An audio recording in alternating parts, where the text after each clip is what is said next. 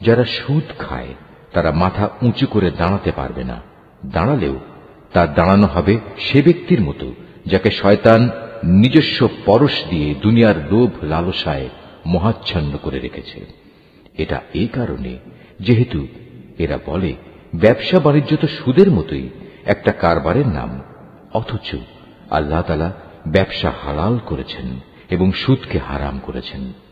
তাই তোমাদের যার যার কাছে তার মালিকের পক্ষ থেকে সুদ সংক্রান্ত এই উপদেশ পৌঁছেছে সে অতঃপর সুদের কারবার থেকে বিরত থাকবে।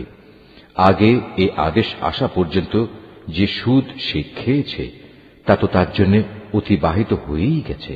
তার ব্যাপার একান্তই আল্লাহ তাআলার সিদ্ধান্তের উপর। কিন্তু এরপর যে ব্যক্তি আবার সুদী কারবারে ফিরে আসবে তারা অবশ্যই জাহান্নামের অধিবাসী হবে, সেখানে তারা চিরদিন থাকবে। আল্লাহ তাআলা সুদ নিশ্চিহ্ন করেন, অপরদিকে দান সৎকার পবিত্র কাজকে তিনি উত্তরোত্তর বৃদ্ধি করেন।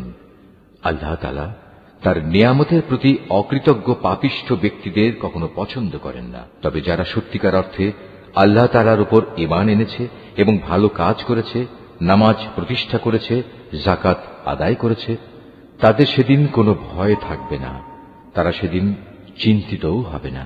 হে ঈমানদার লোকেরা, তোমরা সুদের ব্যাপারে আল্লাহকে ভয় করো। আগের সুদী কারবারের যেসব বকেয়া আছে তোমরা তা ছেড়ে দাও, যদি সত্যিই তোমরা আল্লাহর উপর ঈমান আনো। যদি তোমরা এমনটি না করো তাহলে অতঃপর আল্লাহ তাআলা ও তাঁর রাসূলের পক্ষ থেকে তোমাদের বিরুদ্ধে যুদ্ধের ঘোষণা থাকবে। আর যদি এখনো তোমরা আল্লাহর দিকে ফিরে আসো তাহলে তোমরা তোমাদের মূলধন ফিরে পাবার অধিকারী হবে।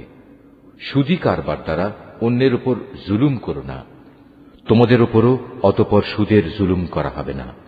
হে মানুষ, তোমরা যারা ইসলামকে একটি পূর্ণাঙ্গ বিধান হিসেবে বিশ্বাস করেছ, চক্রবৃদ্ধি হারে সুদ খেও না এবং তোমরা আল্লাহ তাআলাকে ভয় করো। আশা করা যায় তোমরা কল্যাণ লাভ করতে পারবে। যা কিছু ধন সম্পদ তোমরা সুদের উপর দাও তা তো এজন্যই দাও যেন তা অন্য মানুষদের মালের সাথে শামিল হয়ে বৃদ্ধি পায়। আল্লাহ তাআলার দৃষ্টিতে তা কিন্তু মোটেই বাড়ে না। অপরদিকে যে যাকাত তোমরা দান করো তা যেহেতু একান্তভাবে আল্লাহ তাআলাকে সন্তুষ্ট করার উদ্দেশ্যে দান করো, তাই বরং বৃদ্ধি পায়। জেনে রেখো, এরাই হচ্ছে সেসব লোক যারা যাকাতের মাধ্যমে আল্লাহর দরবারে নিজেদের সম্পদ বহুগুণে বাড়িয়ে নেয়।